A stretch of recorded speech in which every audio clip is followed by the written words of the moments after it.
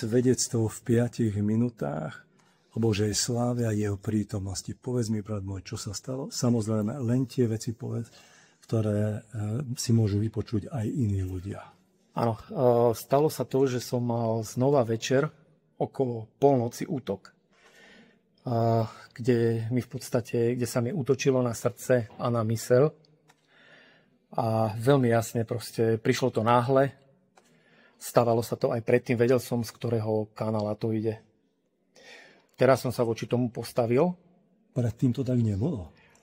Predtým som sa takouto razanciou k tomu nestával. Dobre, čiže postavil si sa proti tomu, áno? Proti tomu v razanci.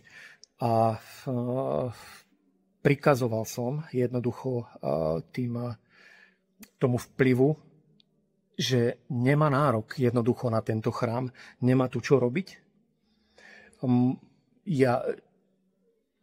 Nemá žiadnu moc nad môjim srdcom, nemá žiadnu moc nad mojou myslou a musí odísť preč. Modlil som sa ešte aj inak, ale už si presne nespomínam, ale malo to veľkú razanciu.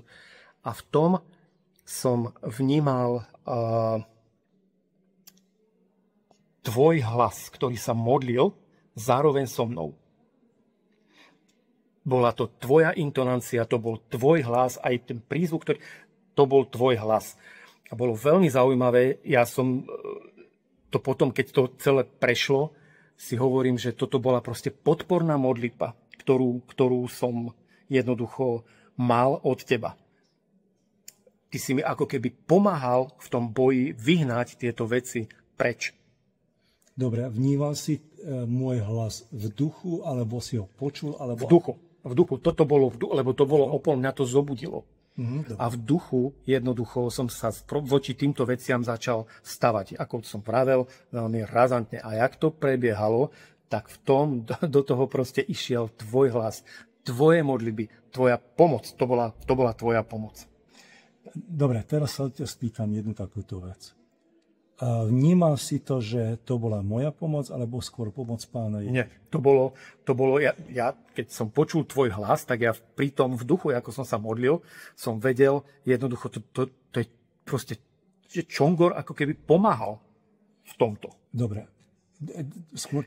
Jasné, že to všetko bolo od Pána režirované, lebo tá temnota postupne, to sa unikalo to preč. Hej, ale tam ja nepochybujem o tom, ja to mám tak, že jednoducho to bola ako keby tvoja pomoc, alebo ja neviem, či to bol proste tvoj duch, alebo čo to bolo, ale bol to tvoj hlas, a ktorý jednoducho mne pomáhal tieto veci vyhnať von. Dobre, skôr by som formoval, aby sme sa dostali do tých správnych kolají. Ja si myslím, že to bol Pán Ježiš, ktorý mohol použiť môj hlas, ale jednoznačne poukazujeme na Pána Ježiša, nie na človeka. Amen. Tak aj ja, keď sa modlím, tak ja tiež sám zo seba nemôžem nič. Ja viem, že je to moc Svätého Ducha. Tak je, áno. Áno.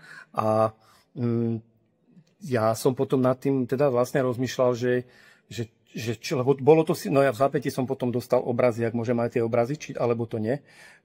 Jak som sa modlil, videl som obraz ženy, ktorá na pohľad bola pekná, ale zrazu sa jej zmenili oči na také hnusné bielka a začala kmitať jazykom. Áno. To odišlo preč a potom som v zápäti ďalší obraz prišiel, kde bol had, keď si vlastne predstavíme anakondu, ktorá zožere proste niečo veľké, už bola nažrata. Hej, a tiež sa proste tá hlava na mňa dívala a to tiež zmizlo preč. To bol duchovný boj. A keď som vlastne rozmýšľal nad tým, že tvoj hlas, ja to stále vnímam ako pomoc. Hej? Či to ako pomoc jednoducho od súrodenca, ktorý sa za mňa modlil. Takto to proste mám. A rozmýšľal som nad tým, že takto nejako to možno mal aj apoštol Pavol, keď riešil nejaký problém v cirkvi, že môj duch bude s vami. Áno. Je to vlastne, aby sme to nepomýlili s nejakým duchom človeka, ale je to Duch Svätý, hej? Je to Pán Ježiš, ktorý aj v tejto forme týmto spôsobom pôsobí. Áno, ale bolo to dôležité z toho dôvodu podľa mňa, že dal mi rozpoznať tvoj jazyk. Dobre. Keby jednoducho nechcel, tak ten jazyk ja nerozpoznám, ale chcel, aby som rozpoznal, že toto bol jazyk Čongora. Áno. No, túto nahrávku vlastne robím kvôli jednej veci. Že takéto svedectvá mali aj iní ľudia, podobné svedectvá, ako tu drahý brat spomínal.